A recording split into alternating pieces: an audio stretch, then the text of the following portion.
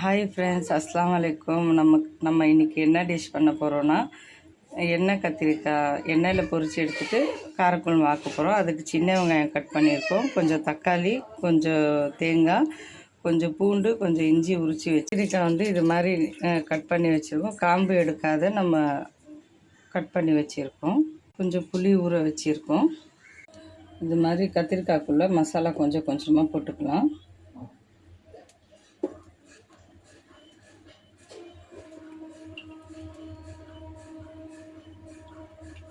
குழம்பு மசாலா கொஞ்சம் இந்த மாதிரி கத்திரிக்காய் நம்ம கட் பண்ணி வச்சுருக்கோம் இல்லையா, அதில் போட்டுக்கலாம்.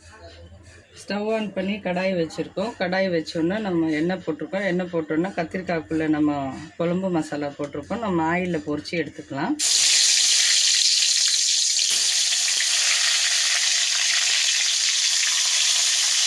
இது மாதிரி எண்ணெயில் பொரிச்சோன்னா கலர் மாறினோன்னா நம்ம எண்ணெய் இல்லாத வடிகட்டி ஒரு பிளேட்டில் வச்சுக்கலாம்.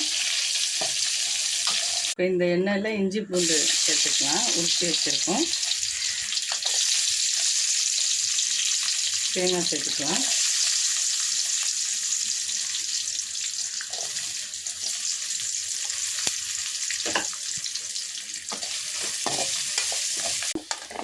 சின்ன வெங்காயம் கட் பண்ணியிருக்கோம், சேர்த்துக்கலாம். உப்பு சேர்த்துக்கலாம். 1/4 ஸ்பூன் மஞ்சள்தூள் போட்டுக்கலாம். குழம்பு மசாலா போட்டுக்கலாம். 1.5 ஸ்பூன் காஷ்மீர் மசாலா போட்டுக்கலாம். இது மாதிரி எல்லாம் சேர்த்து நம்ம மசாலாலாம் மிக்ஸ் பண்ணி வதக்கிட்டு, இது மாதிரி வதங்கினோடனே நம்ம ஸ்டவ் ஆஃப் பண்ணிவிட்டு, இதை ஆறின பிறகு மிக்ஸி ஜாரில் போட்டு நம்ம குறைப்பாக அரைச்சிக்கலாம் பேஸ்ட்டு பதத்துக்கு. காய் வச்சு எண்ணெய் போட்டிருக்கோம். எண்ணெய் போட்டோன்னா எண்ணெய் சூடானோடனே ஒரு ஸ்பூன் நம்ம கடுகு போட்டுக்கலாம். கடுகு போட்டோன்னா கொஞ்சம் கருவேப்பிலை போட்டுக்கலாம்.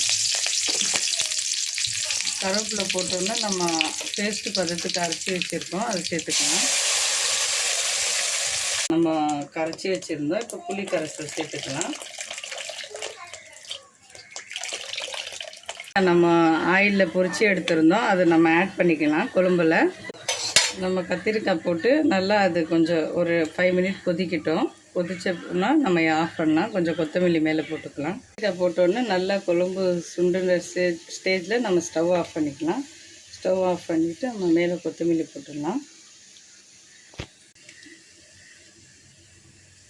இதே மாதிரி நீங்களும் வீட்டில் ட்ரை பண்ணி பாருங்கள். சூப்பராக இருக்கும். ஒயிட் சாப்பாடு இந்த சால்லாம் நம்ம அப்பளம் வச்சு கருவாடு வச்சு சாப்பிட்டாலும் அவ்வளோ டேஸ்ட்டாக இருக்கும். இட்லி, தோசை எல்லாத்துக்குமே நல்லா காம்பினேஷனாக இருக்கும். லைக் பண்ணுங்கள், ஷேர் பண்ணுங்கள், சப்ஸ்கிரைப் பண்ணுங்கள். பாய் பாய்.